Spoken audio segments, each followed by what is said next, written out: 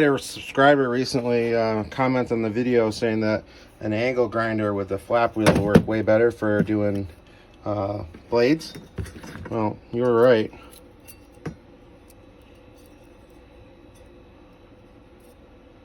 These things are deadly sharp.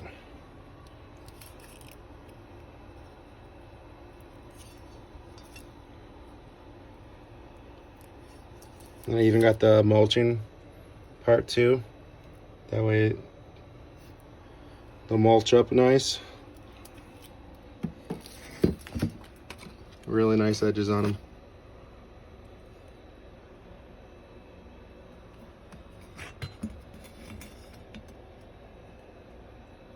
So I want to thank the subscriber for leaving the comment and with a helpful recommendation.